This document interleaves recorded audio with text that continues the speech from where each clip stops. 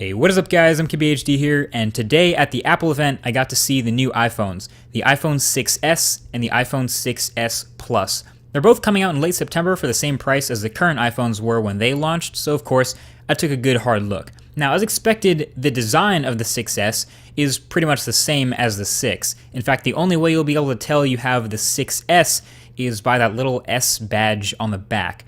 Of course, also if you have the new rose gold color, which to my eye is really more of like a pale pink.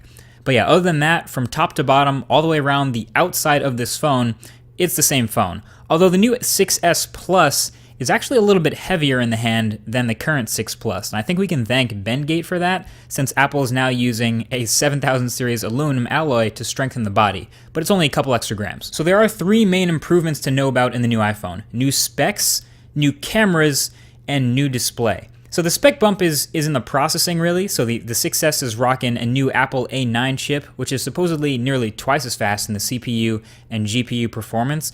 But that's really the only spec difference that they told us about. As far as I know, it's still 1GB of RAM, still the same non-removable battery, and still starting at 16 gigs of non-expandable storage. So everything else stayed the same, it's just adding the new A9. And the camera in the iPhone is really a bump that got me interested in it a lot. So before, the iPhone had an 8 megapixel camera, as we all know. This new iPhone is rocking a 12 megapixel sensor, which is awesome for a couple reasons. One, that means the photos will be even crispier, and if the demo photos from the events are any indication, we may have a new #1 best smartphone camera. And number two, 12 megapixels now means we have a large enough sensor or enough pixels for 4K video. So this smartphone is now capable of hanging with the heavy hitters like the Galaxy S6 and Note 5 and LG G4 and everything, pretty much every other smartphone that's come out this year that shoots 4K video. Plus the 6S also has optical image stabilization that now works during video as well. So I'm really looking forward to testing this camera a lot more. And as a bonus, the front-facing camera also got a nice little bump up to 5 megapixels, and it now uses the display as a dual-tone flash, according to the ambient light. Smart. And with these new iPhones, you can now turn on something called Live Photo, which will capture 1.5 seconds before and after you snap the photo, which is pretty neat. And you can view the live photo by pressing down on the photo in the gallery, which brings us to our third and final major change, and that's 3D touch. Not Force Touch, 3D touch. But basically the same thing as Force Touch. So now the iPhone 6s display is pressure sensitive and to multiple levels. So you can press down a little harder on the display to bring up a context menu in tons of places all over the OS. It's kind of like an expand button or a more info button. So you can 3D touch an icon on the home screen to bring up some quick actions for that app, or you can press an address in a thread to preview the location in Apple Maps. Or you can press a thread in a messaging app itself to preview what's in that thread. And with all these previews, if you like what you see, then you can press even harder to fully expand and bring yourself into it.